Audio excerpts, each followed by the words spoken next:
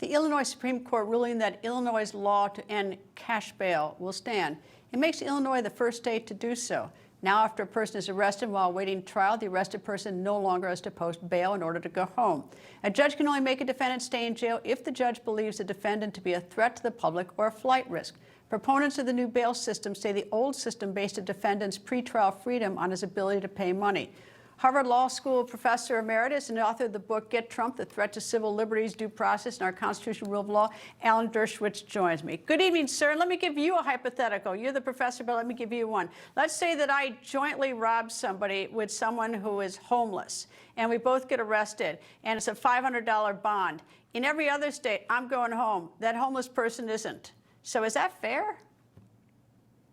Of course not. Of course not. I have been advocating the abolition of monetary bail since, I think, 1966.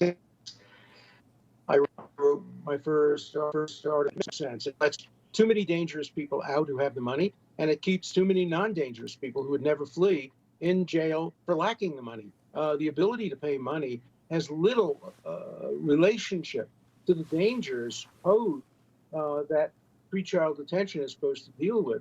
Now, the larger problem is, theoretically, where do we get the power to put people in jail when they're still presumed innocent?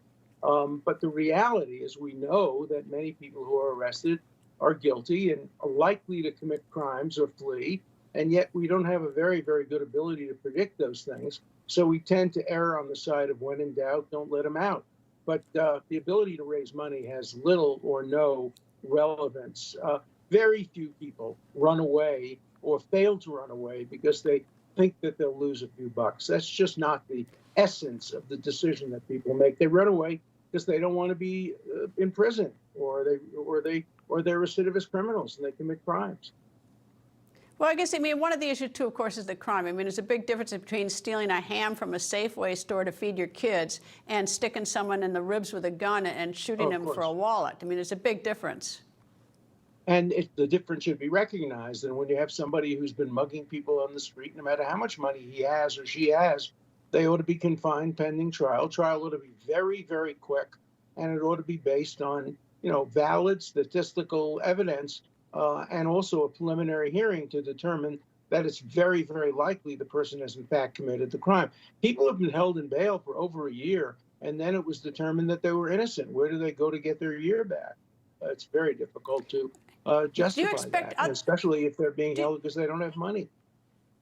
Do you expect other states to follow suit with this? Right now, look, we've had so much crime in so many cities, so there's not much of an appetite to go light on crime. No. But do you expect other states to follow suit? No, I don't. I think that there's been a push for this since Vera Foundation started thinking about this back in the 1960s. I was part of that group.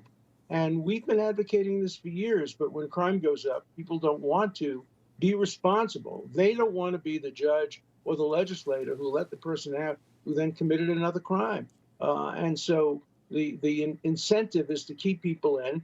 Now, we know there are a lot of false positives, people who are kept in who would never commit crimes, but we don't know about that. We don't know they wouldn't commit crimes. What we know about are the false negatives, the ones that people say, oh, they won't commit a crime, then they go out and commit a crime, the judge gets in trouble, the legislature gets in trouble, and so the incentive is always a when in doubt, don't let them out.